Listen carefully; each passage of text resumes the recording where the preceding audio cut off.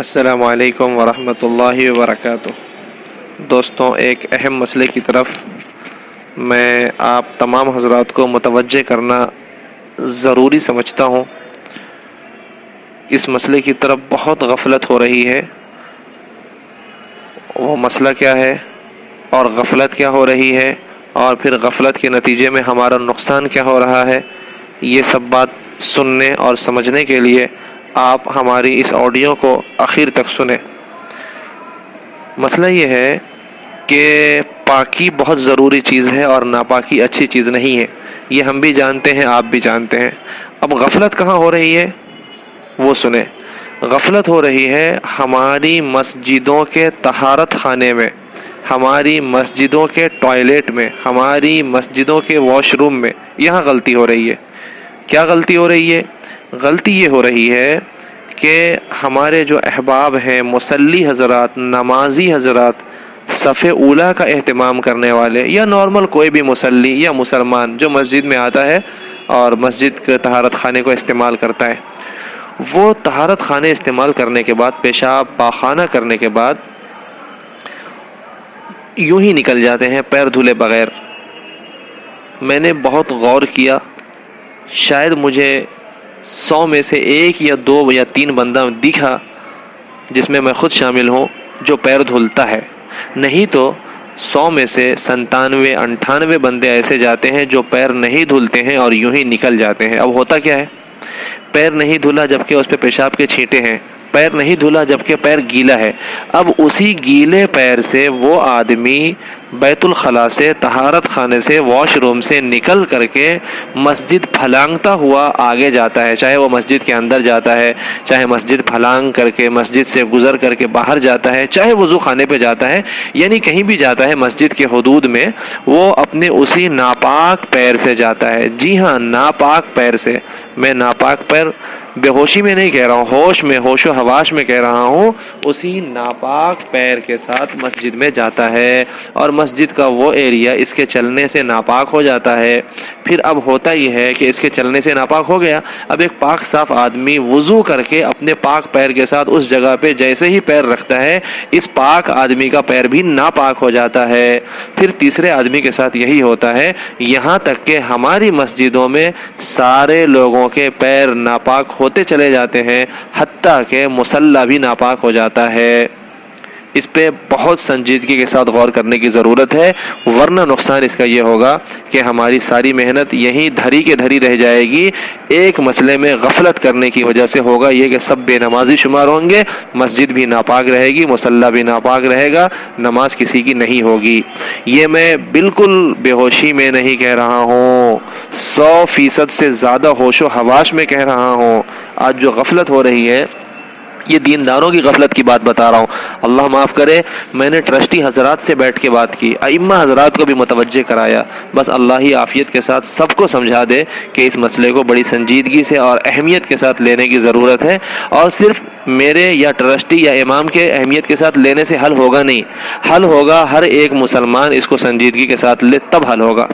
میں بہت دکھڑا سنا رہا ہوں آپ کو، میں اپنے کسی رشتہ دار کے گھر میں جاتا ہوں تو میں اس کے گھر میں وضو نہیں کرتا، میرا دل کہتا ہے بھائی یہ ایریا پورا کا پورا ناپاک ہے، میں طہارت خانے میں جاؤں گا، طہارت حاصل کر کے وضو کر کے جیسے ہی اس کے پاپوش پہ پیر رکھوں گا، پیر پوچھنے والے پہ، اور جیسے ہی میں اس کے گھر میں پیر رکھوں گا میرا پیر آٹومیٹیکلی ناپاک ہو جائے گا۔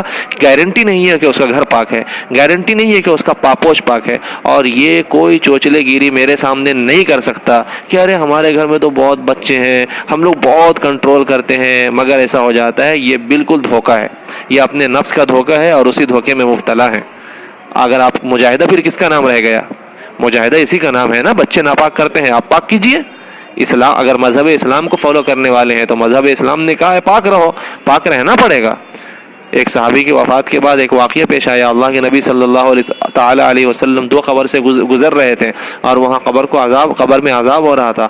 اللہ کے نبی صلی اللہ علیہ وسلم نے ایک قبر والے کے بارے میں بتایا کہ ان کو جو عذاب ہو رہا ہے کوئی بڑا ایشو نہیں ہے عذاب کا، بس چھوٹی سی بات ہے، وہ بات یہ ہے کہ یہ پیشاب کے چھینٹے سے نہیں بچتے تھے یہ صاحب، تو یہ ہے پیشاب کے چھینٹے جو آج ہمارے پیروں پہ پڑتے ہیں، اور اسی پیر کے ساتھ ہم مسجد میں اللہ کے پاک گھر کو بے شرمی کے ساتھ ناپاک کر ڈالتے ہیں۔ اپنے گھر کو ناپاک کرنے کی عادت تو ہے ہی، اپنے گدے، اپنے پاپوش، اپنی لنگی، اپنی جگہ کو ناپاک کرنے کی عادت تو ہے ہی، تو وہ عادت یہاں تک پہنچ گئی ہے کہ اللہ کا پاک گھر بھی مسلمان ناپاک کر دیتا ہے، اللہ کے پاک گھر کی چٹائی کو بھی ناپاک کر دیتا ہے۔ اس لیے بہت ادب کے ساتھ، بہت سنجیدگی کے ساتھ اس پہ نوٹس لینے کی ضرورت ہے۔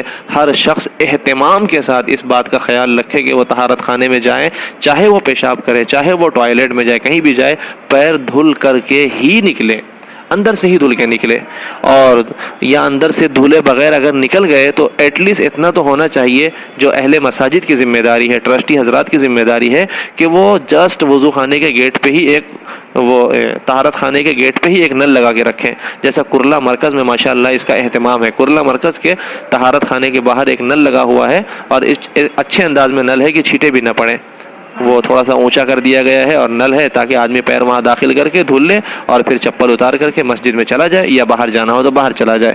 دیکھیے ممبئی میں چھوٹی چھوٹی جگہیں ہوتی ہیں، ہم سمجھتے ہیں وضو خانہ، طہارت خانہ کونے میں نہیں بنائے جا سکتے، وہ مسجد میں جیسا ارینج ہوتا ہے ویسا بناتے ہیں، وہ ان کا لک آؤٹ ہے، وہ ان کی ضرورت ہے، ان کو کرنا بھی چاہیے ٹرسٹی حضرات کو۔ لیکن ہم سب کی یہ ذمہ داری ہوتی ہے کہ ہم سب مسجد کی صفائی میں اس کا خیال رکھیں کہ اپنے پیر کو دھل کر نکلیں، جہاں پر طہارت کے لیے گئے ہیں وہیں پر دھل لیں، یا نہیں تو جیسے ہی پیر سے چپل نکالے فوراً پہلے نل پر دھلیں۔ کوشش یہی کرے کہ اندر سے ہی دھل کے نکلے تاکہ مسئلہ ہی نہ ہو، لیکن اگر غفلت ہو جائے تو فوراً پہلے نل پہ دھلیں۔ مجھے بہت افسوس ہوتا ہے، بہت دکھ ہوتا ہے، میں کہاں جاؤں نماز پڑھنے، تمام مساجد کا یہی حال ہے۔ بلکہ ایک مسجد کو میں جانتا ہوں، اس میں تو آدمی چپل پہن کر کے مسجد کے گیٹ تک جاتا ہے۔ کل ایک مسجد میں نماز پڑھنے کا اتفاق ہوا، میرے دل نے کہا بھائی بے نمازی رہے گا تو، نماز پڑھے گا ناپاکی کے ساتھ نماز ہوگی، کیونکہ وہ طہارت خانے سے نکل رہے ہیں بنا پیر دھلے، اور وہیں چپل اتار رہے ہیں، پھر وضو کر رہے ہیں، پھر اسی ایریا میں واپس جو ہے اس طریقے سے مسجد میں لوٹ کے جانا ہے کہ طہارت خانے والے راستے پہ آدمی چل کے جائے۔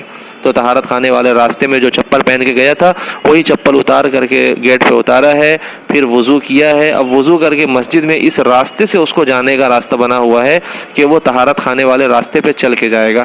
طہارت خانے والے راستے کے پاک ہونے کی گارنٹی کوئی دے سکتا ہے؟ کیا وہاں پہ کوئی کھڑے ہو کے نماز پڑھ سکتا ہے؟ جب نہیں پڑھ سکتا کیونکہ وہ ناپاک ہے، تو پھر ایک آدمی وضو کر کے اپنا گیلا پیر وہاں رکھ رہا ہے اور پھر وہاں مسجد میں نماز پڑھنے جا رہا ہے۔ اس بارے میں بہت ادب کے ساتھ، بہت ہی ادب کے ساتھ، اپنا فریضہ سمجھتے ہوئے میں بہت ادب کے ساتھ جھنجھوڑوں گا ائمہ حضرات کو اور ٹرسٹی حضرات کو کہ اللہ کے واسطے اس پہ دھیان دیجئے، اس کے بارے میں کچھ فکر کیجئے۔ نل لگائیے طہارت خانے کے باہر، بورڈ لگائیے، 10 بار اعلان کیجئے کہ بھائی پیر دھلو، پیر دھلو، پیر دھلو، اللہ کے واسطے مسجد کو ناپاک ہونے سے بچاؤ، اللہ کے واسطے ان نمازیوں کی نماز خراب ہونے سے بچاؤ، ہر کوئی ایک دوسرے کی مدد کرو۔ یہ سب اعلان کرنا پڑے گا، ایسا بار بار اعلان کرنا پڑے گا، چاہے آپ کو کوئی پاگل کہے، چاہے مجنوں کہے۔ اگر یہ نہیں کریں گے، اپنی وہی گھسی پیٹی ترتیب پہ چلتے رہیں گے، جن چیزوں کو بس دین سمجھتے ہیں اتنے ہی میں رہیں گے، پورے دین کی فکر نہیں کریں گے، تو پھر وہی ہوگا کہ دعا بے اثر ہوگی، وہی ہوگا کہ سب کچھ کرنے کے بعد کولو کے بیلوں کی طرح جہاں سے چلیں گے وہیں کے وہیں رہیں گے۔ میں ایک ایک لفظ سوچ کر کے بول رہا ہوں، کوئی بھی لفظ جذبات میں نہیں ہے، بس یہ دکھ ہے جس کی وجہ سے تھوڑا آڑا ٹیڑھا لفظ نکل جا رہا ہے، اور یہ نکالنا میں اپنا فریضہ سمجھتا ہوں، میں ذمہ داری سمجھتا ہوں۔ میں حضرت ابو بکر رضی اللہ تعالیٰ عنہ کو اچھے سے جانتا ہوں، میں نے ان سے زیادہ شریف کسی انسان کو نہیں دیکھا آج تک تاریخ میں، لیکن انہوں نے ایسے ایسے جملے نکالے ہیں، جب وقت پڑے ہیں تو نکالے ہیں، تو یہ وقت ہے، نکالنا پڑے گا۔ میں تو ائمہ حضرات کو کہتا ہوں اکیلے میں، نکالو ایسے الفاظ، نکالو، بولو کچھ ایسے الفاظ بولو کہ تھوڑا تیر کی طرح جا کے چبھے، کسی کو برا لگے گا تو آنا بند کر دے گا، کسی کو دل پہ لگے گا تو وہ سدھر جائے گا۔ لیکن بار بار میٹھے میٹھے جملے بول بول کر کے سب کو شوگر کے بیمار بنا دیے، اتنے بیمار بنا دیے کہ اب ان کو بالکل آپریشن کے لائق بھی نہیں رہے۔ وہ جب شوگر ہو جاتا ہے تو آپریشن بھی نہیں کر سکتے، بہت زیادہ کنٹرول کر لو تب جا کر کے آپریشن کیا جا سکتا ہے۔ تو میں ائمہ حضرات سے بھی کہوں گا کہ زیادہ میٹھے بول نہ بولے، ورنہ شوگر ہو جائے گا اور پھر شوگر والے کو آپریشن بھی نہیں کیا جا سکتا۔ تھوڑا نرم گرم لے کر کے چلتے رہیں، وقت کے مسائل پر بات کریں۔ طہارت کے مسائل، یہ اتنا اہم مسئلہ ہے. آدمی بے نمازی، مسجد سے نماز پڑھنے والا بے نمازی ہو کے لوٹ رہا ہے، میں کھلی آنکھوں دیکھ رہا ہوں. اور آپ بھی اگر میری بات پہ غور کریں گے نا تو آپ کو بھی محسوس ہوگا کہ ہاں بات تو صحیح ہے. اس لیے اللہ کے واسطے ان باتوں پر تمام حضرات دھیان دیں.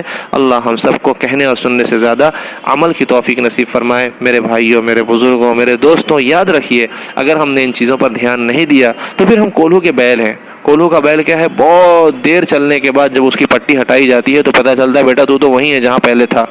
تو کہیں ایسا تو نہیں کہ ہم سب کچھ محنت کر لے رہے ہیں، عبادت کر لے رہے ہیں، لیکن مسئلے سے ناواقفیت یا مسئلہ جاننے کے باوجود غفلت کی وجہ سے یہ برا انجام ہو رہا ہے. اس کا خیال کریں. اللہ ہم سب کو عمل کی توفیق دے. آپ کا بھائی محمد اجمل. السلام علیکم ورحمۃ اللہ وبرکاتہ.